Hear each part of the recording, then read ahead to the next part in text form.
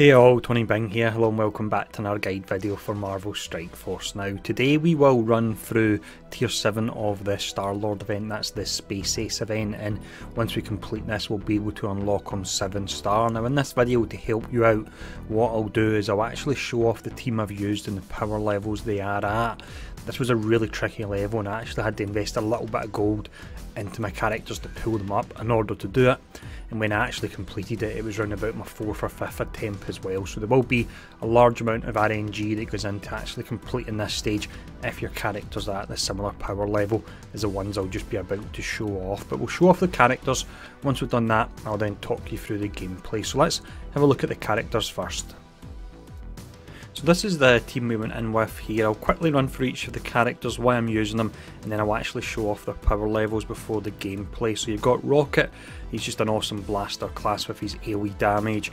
Gamora puts out a ton of damage and she's got her chains on kill. Yondu's really great with his summons and his ultimate, the Yaka arrow. If you use that when you have all 10 characters drop in, as you'll see in the video, it can be really effective. Got Drax there for our tanking. In 5th spot I probably would have liked to have Groot because he can actually be decent paired up with Rocket, and the healing would help out as well, but I don't have him leveled up to 7 stars, so for that reason I used Ravager Boomer. He's accessible via the Blitz mode, and if you've played that mode for any period of time you'll know that it absolutely throws Blitz credits at you, so it's nice and easy to rank up characters. But that's the team, so let's quickly just break down the individual gear and levels and so on of them. So we have Yondu first here on 35,000 power. He's the strongest character I've got. His skills are sitting at 6664 and he is level 66 there, and it's gear tier 11. Next up we have Rocket, and he's a character I actually pulled up a fair bit because his AoE is incredibly important in this match. 30,000 power, gear tier's only 9 because it's really hard to gear him up. He requires a ton of your advanced catalysts. And then for his abilities you've got 6, 6, 6 and once against 4, and then he's way up at level 68, so level wise he is one of the higher characters I've used here and he is exceptionally important. We then have Gamora next, coming in at 28,000, ability wise it's 6, 5, 6, 4. I don't really rate this special that much, that's the reason I've not put any materials into it.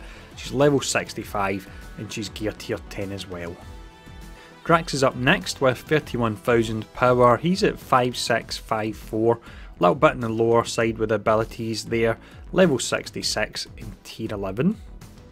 Final character then is the Ravager Boomer. He's really here along for the ride. He doesn't add a great amount of value to the team, to be honest, but I needed that 5th member at 7 stars, so he's sitting at 553, level 63, and he's only 20,000 power, so he is the weak link here without a doubt. But with the characters covered, let's now run through the gameplay.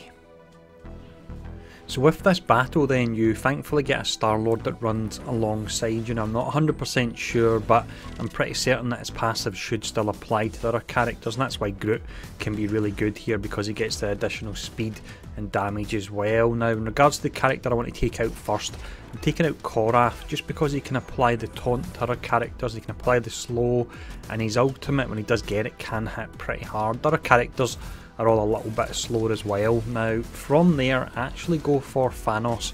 I'm ignoring Ultimus because he is dangerous but he's incredibly slow, so I would say there are other targets that are a higher priority. Drax taking a fair amount of damage there. You don't have to worry about 3-star in this or anything like that, so it doesn't matter when you do have a character go down, so Drax is there really just to distract him for as long as he can because he will go down eventually. Now from here what we want to do is we want to cast the ultimate on Thanos, get his health way down. You can see Boomer's not doing much there, he was only doing 7,000 damage, whereas the NPC Star-Lord done 33,000 damage. We're saving the Yaka arrow on Yondu because we want to save that until you have all the remaining characters drop in, and when they do drop in you'll have 10 of them on screen at a time, and that's when you want to start firing off your AoEs. Here we go, we've actually got all 10 of them now, so perfect timing for Rocket there. Does decent damage, occasionally he'll give himself a fence up through his passive, and when he does that it can certainly make that ultimate hit a lot harder and make the level easier here. Unfortunately we're stuck on one of the Kree Royal Guards, otherwise we would try and take out one of the other characters that's a little bit on the lower side. You've got some regen going up, but we can still burn through it here. You can see the Yaka arrow done really well there, pulled down a fair amount of characters. Also with the Ravager Boomer, he's not doing a lot of damage, but we have saved his AoE until all the characters drop in. You can see it was around about 6 or so characters we were able to hit there because they're all so close together.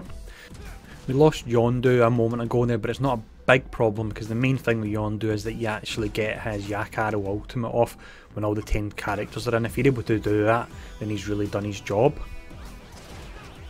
There you go, you can see Star-Lord hitting for a nice amount. He really does help out a fair bit in this. So we're getting a little bit lower, but it's also starting to get whittled down as well. Quite a few characters down in the yellow now, and we've got one in red.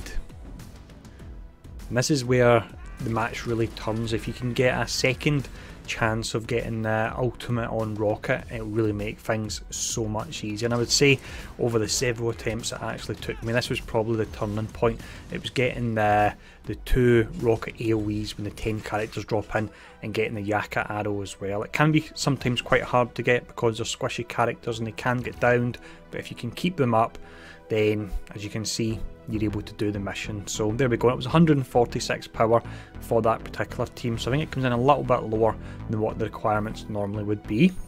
And there we go, 7-star Star-Lord from there. So I hope this video has been helpful, even if you've not actually got the characters to take this on at the moment. Hit a like, and then that way when you get round to actually getting your 7-star characters, this will be in your list and you can check it out, and hopefully the strategy will help. So as always, thanks for tuning in.